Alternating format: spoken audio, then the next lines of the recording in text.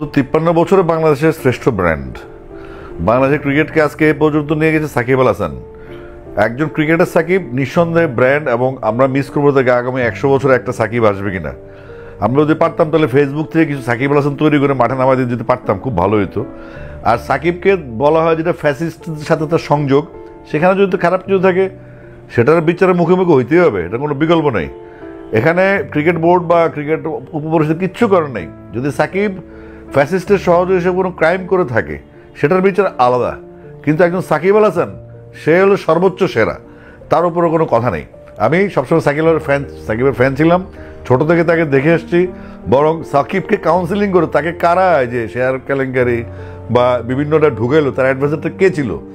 তা আমরা দেখছি মাশরাফি কিন্তু 5 বছর এমপি ছিল, সেকেন্ড টাইমও কিন্তু মাশরাফি আবার ঢুকলো, বাংলাদেশে আছে এবং সে বাংলাদেশে আছে। তাহলে সাকিব কেন ঢুকতে পারছে না? ওই সমস্যাটা আমাদের কম্প্যারিজন করতে হবে। সাকিব এমন কি করলো যে বাংলাদেশে ঢুকতে পারবে না, পুলিশ ধরবে, কিন্তু মাশরাফি বহাল তবিয়তে আছে। অর্থাৎ এই দুজনে আমাদের সম্পদ এবং দুজনের ফিউচারে আমাদের কারো দেওয়ার আছে। তো এইসব ব্যাপারগুলো রাজনীতির বাইরে গিয়ে তার যদি কোনো অপরাধ থাকে সেই অপরাধকে চিহ্নিত করে ক্রিকেটার সাকিব, ক্রিকেটার মাশরাফিকে আলাদা করতে হবে। আর যদি সব কিছু একসাথে করে ফেলেন তাহলে বাংলাদেশের অবস্থা সেই তথৈবচ থাকবে।